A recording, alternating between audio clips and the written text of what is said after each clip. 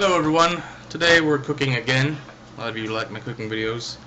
I'm just about finished up with what I'm cooking though. I'm not got time to show you how I put it all together and such. I'm making pork chops today, and Craft Chest made some, shake and bake. I don't really use like breading on my pork chops. I just put some barbecue sauce on them, which kind of makes a barbecue-y crust. And I got some stuff at the store I want to show you guys. I was gonna make some cheesy scalloped potatoes with it. Not really sure how long it makes. 15 minutes? Yeah, I don't really have time. I really have to plan ahead if I wanted to make these to get it all to come out at the same time. So I'm just making some French fries with mine. But I got some more pork chops I'll make this with later. I'm going to try some of my old recipes. I got some more pancake mix. I'm going to try making flatter pancakes because everybody said mine were fat as fuck.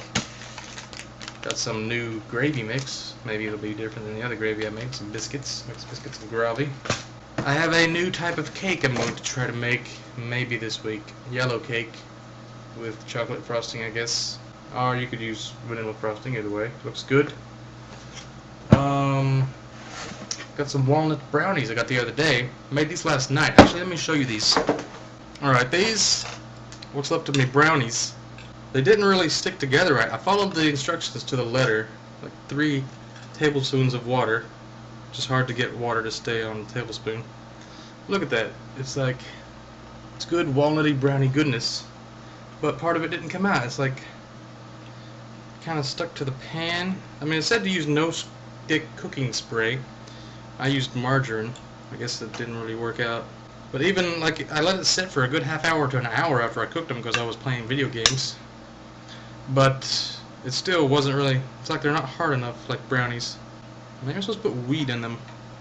Also, as far as sugary things goes, look what I found. Fucking moon pies. Oh my god. Usually you can only find moon pies in like really crappy convenience stores, like on the side of like the interstate, or like way out in the country. Found some at Walmart, a whole big case. Chocolatey double-decker moon pies. You may have heard about them in movies. It's like a treat down here in the South. From another country and you haven't heard of a moon pie, comes in these little wrappers. It's like a double-decker of like a cakey cookie, or what you would call a biscuit, I guess.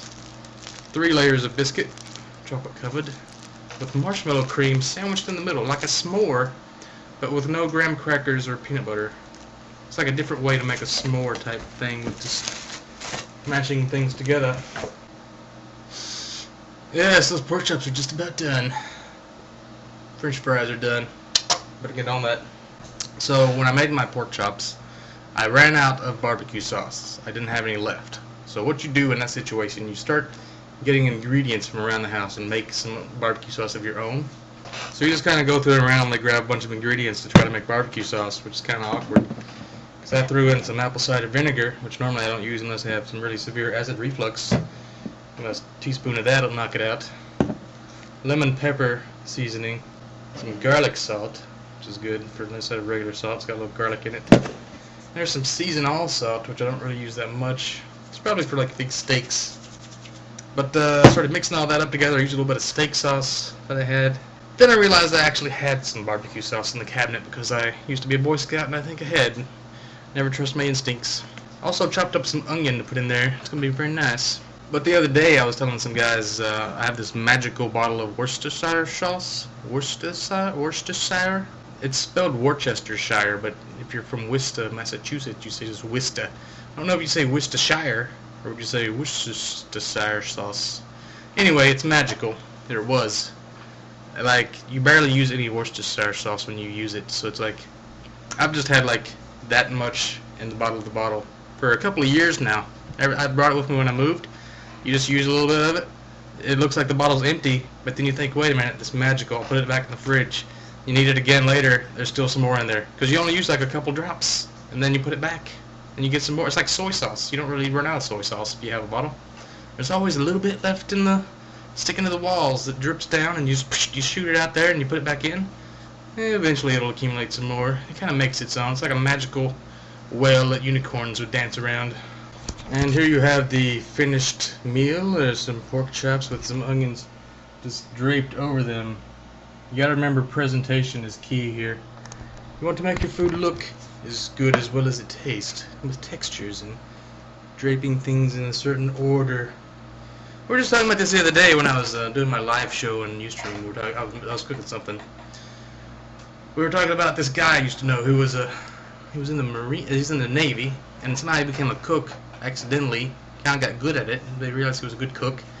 He was in this cooking competition in Florida, like against like the number 4 cook in the world, like the best cook in the country or something, like number 4, right? He was making this pear flambe. He told me that he couldn't get the lighter to light because he was outdoors in the wind when he was doing the presentation part of it. We had to light it on fire because it's flambe, and that's what cost him the contest because it was windy outside. That's what fucked up his cooking. I don't know what the moral of that story is. I like that guy Mario on TV. I saw one time he made some pasta with, you put this raw egg, you make like a mountain of pasta, you get it right out of the thing, put the raw egg in the middle of it, and the heat from the noodles cooks the egg inside of the noodles, which is probably pretty common, but I've never seen that before. I thought it was pretty sweet. Anyway, that's my pork chops there. It's, all you do is you fry them and you put barbecue sauce on them, if you have barbecue sauce. I mean, you could do shake and bake like Crab Chest does, but they won't look like that. Golden, crinkly cut French fries.